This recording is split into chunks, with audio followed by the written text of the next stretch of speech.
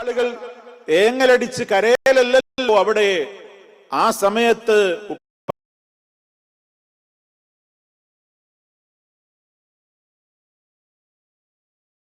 ഈ ജനാസ നമസ്കാരത്തെ സംബന്ധിച്ചിടത്തോളം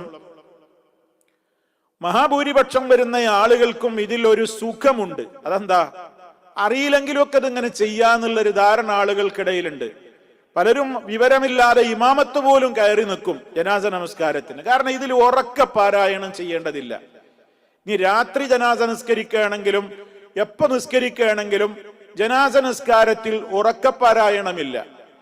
അതുകൊണ്ട് എനിക്ക് അറിഞ്ഞാലും അറിഞ്ഞില്ലെങ്കിലും ആരും അത് അറിയാൻ പോകുന്നില്ല. ഞാനും എൻ്റെ റബ്ബും മാത്രം അതറിയാം. പക്ഷെ നമ്മൾ സഹോദരങ്ങളെ, നമ്മൾ ആത്മാർത്ഥമായി നമ്മളിത് പഠിക്കണം.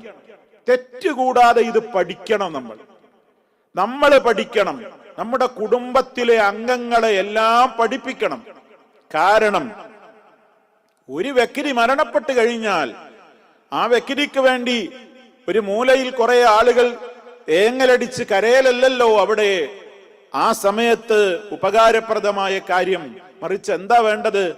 ആത്മാർത്ഥമായി ഈ ആൾക്ക് വേണ്ടി പ്രാർത്ഥിക്കുവാൻ അറിയാവുന്ന അത്തരത്തിലുള്ള ബന്ധുക്കളായിരിക്കണം.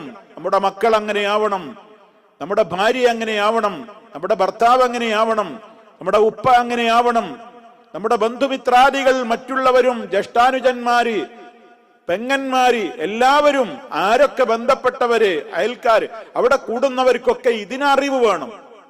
ഇതാണല്ലോ ഇതിന്റെ പ്രധാനപ്പെട്ട വശം. അദ്ദേഹത്തിന് വേണ്ടി അള്ളാഹുവിനോട് നമ്മൾ ശുപാർശ പറയുന്ന ഏറ്റവും പ്രാധാന്യമർഹിക്കുന്ന ഒരു കാര്യമാണല്ലോ ഇത്. അതുകൊണ്ട് തന്നെ ഇതിങ്ങനെ പല ആളുകളും, നമ്മൾ സാധാരണ ചില ആളുകളോടൊക്കെ നിങ്ങൾക്ക് ജനാസ നിസ്കരിക്കാൻ അറിയോ? അറിയാമല്ലോ. എന്താ ജനാസ നിസ്കാരം? ഒന്നാമത്തെ 4 തക്ബീർ ഉണ്ട്. ഒന്നാം തക്ബീറിൽ ഫാത്തിഹ, രണ്ടാം തക്ബീറിൽ സ്വലാത്ത്, മൂന്നാം തക്ബീറിൽ ദുആ, നാലാം തക്ബീറിലും ദുആ, എന്നിട്ട് സലാം വിട്ട.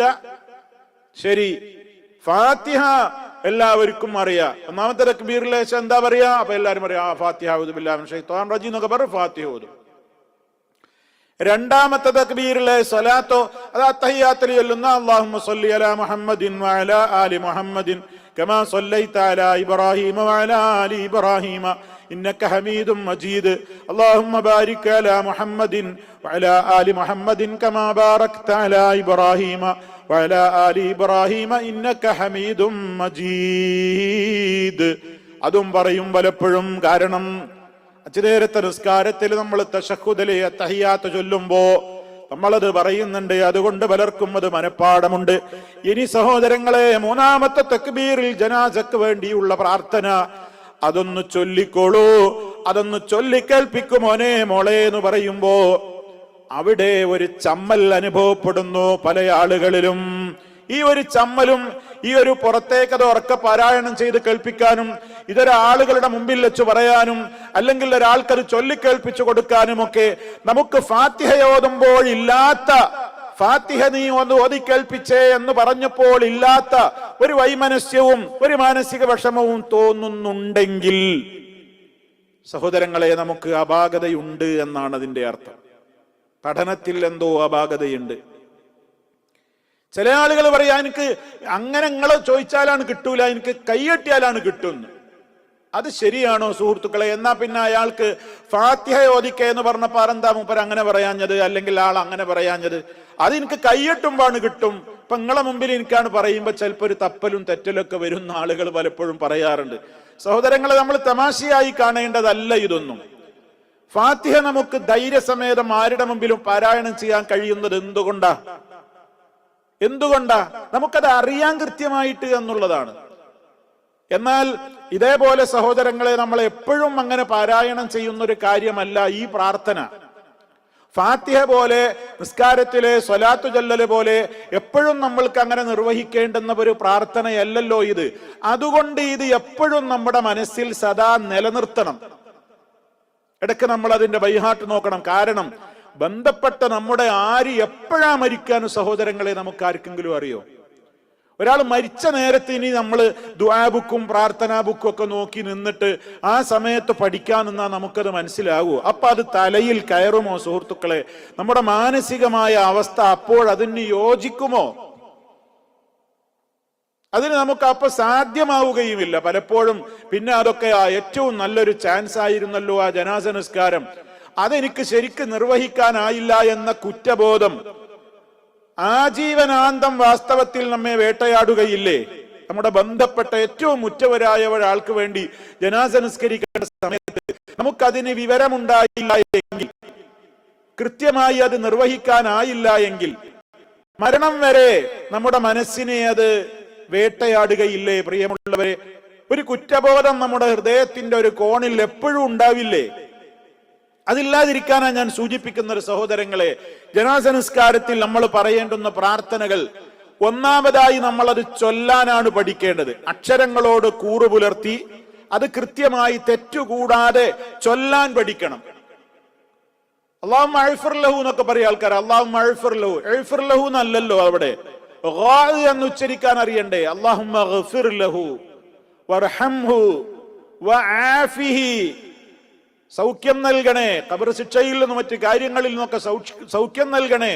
വഅഫു അൻഹു, ദേഹത്തിന് വന്നു പോയിട്ടുള്ള അപാകതകള് മാപ്പാക്കി കൊടുക്കണേ അല്ലാഹ്. അതുപോലെ തന്നെ ഇതുപോലെയുള്ള ശേഷം വരാൻ പോകുന്ന കാര്യങ്ങളൊക്കെ കൃത്യമായി നമ്മൾ ചൊല്ലാൻ ആദ്യം പഠിക്കണം. സഹോദരങ്ങളെ, ഇത് പഠിച്ചിട്ടില്ലാത്ത വല്ലവരും എന്റെ ശബ്ദം ശ്രവിക്കുന്നവരുടെ കൂട്ടത്തിൽ ഉണ്ടെങ്കിൽ നിങ്ങളിത് വളരെ കൃത്യമായി തന്നെ നിങ്ങളിത് പഠിക്കാൻ തയ്യാറാകണം. അതിന് നമ്മൾ എന്ത് ചെയ്യണം? ഇന്ന് നമുക്ക് എന്തെല്ലാം സംവിധാനങ്ങളുണ്ട്. നമ്മുടെയൊക്കെ മൊബൈലുകളിൽ നമുക്ക് ആ പ്രാർത്ഥന അടിച്ചു നോക്കിയാൽ നമുക്ക് കിട്ടും. ആ പ്രാർത്ഥന നമുക്ക് അറബിയിൽ തന്നെ നമുക്ക് സെർച്ച് ചെയ്താൽ നമ്മുടെ സ്ക്രീനിൽ വരുമല്ലോ. ആ ഫതഹും കസറും ഒക്കെ ഇട്ട നിലക്ക് തന്നെ, ശരിക്കും വായിക്കാൻ അറിയാവുന്ന നിലക്ക് തന്നെ നമുക്കൊന്ന് സെർച്ച് ചെയ്താൽ നമുക്ക് കിട്ടും. ഒരു സൗകര്യമുള്ള കാര്യമാണ് ഞാൻ പറയുന്നത്. എല്ലാവരും സ്മാർട്ട് ഫോണുകൾ ഉപയോഗിക്കുന്നവരാണ്. ആ നിലക്ക് കൃത്യമായി നമുക്ക് വായിക്കാൻ ഉതകുന്ന വിധത്തിൽ ഫതഹും കസറും പുള്ളിയും ഒക്കെ ഇട്ടിട്ടുള്ള കൃത്യമായ നിലക്ക് ഈ ദുആയങ്ങ് നമുക്ക് കിട്ടിക്കഴിഞ്ഞാൽ, അതങ്ങ് സ്ക്രീൻഷോട്ട് എടുത്ത് വെച്ച് കഴിഞ്ഞാൽ, സൗകര്യപ്പെടുന്ന സമയത്ത് നമുക്ക് നമ്മുടെ യാത്രാവേളകളിലും അതുപോലെ തന്നെ നമ്മൾ എവിടെയെങ്കിലും മറ്റു ഏതെങ്കിലും കാര്യങ്ങൾക്ക് വേണ്ടി വെയിറ്റ് ചെയ്യുമ്പോഴുമൊക്കെ നമുക്കിങ്ങനെ എടുത്തെടുത്ത് വായിക്കാം. അങ്ങനെ നമുക്കത് മനഃപ്പാടമാക്കാം. അല്പസമയം കൊണ്ട് ഇത് മനഃപ്പാടമാക്കാം. മനഃപ്പാടമാക്കിയാൽ ഇതിനൊരു പ്രത്യേകതയുണ്ട്. പിന്നെ നമുക്ക് ജനാസ നിസ്കാരത്തിന് ചാൻസ് കിട്ടാതെ കുറെ പോയി കഴിഞ്ഞാൽ ചിലപ്പോൾ അത് മറന്നുപോകും. അപ്പൊ ഇടക്കിടക്ക് നമ്മൾ ഇതിങ്ങനെ നോക്കണം.